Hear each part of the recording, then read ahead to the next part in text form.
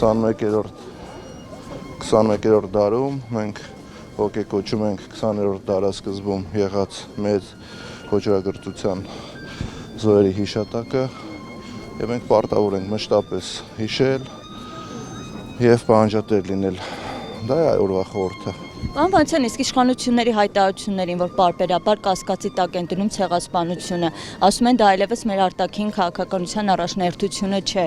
բայց դրան զուգահեռ տեսնում ենք, որ այսօր Ծիծեռնակաբերդը մարդաշատ է, այսինքն հանրությունը ամեն դեպքում հիշում է իր անցյալը, պահանջատեր է։ Դուք ինքներդ պատասխանեցիք ձեր հարցին։ Իշխանությունը դա մարդկանց խմբակ է, որը փորձում է ինչ-որ սուտ թեզերով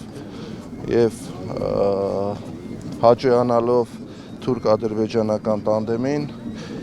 պահել իրենց իշխանությունները։ Այսինքն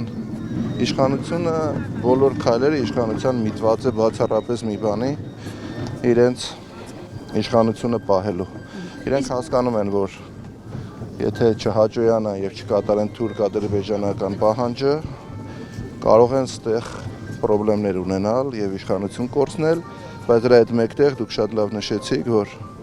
Ծիծեռնակաբերդը մարդաշատ է ինչպես միշտ, ես կասեի այս անգամ ավելի շատ, ուստի հայ ժողովուրդը ոչ մի բան չի մոռացել, հայ ժողովուրդը պահանջատեր է լինելու եւ միանշանակ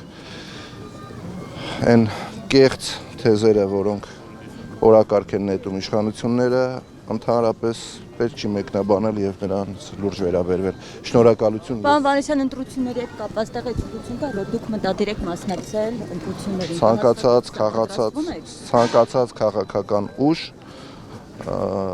պատրաստվում է ընտրությունների։ Հաստատում, որ դուք եւս մտադիր եք առաջադրվել 26։ Եթե ես քաղաքական ուժի ղեկավար եմ, ապա կարծում եմ, որ կուսակցության որոշումը կլինի եւ պաշտոնապես կհրապարակենք։ Շնորհակալություն։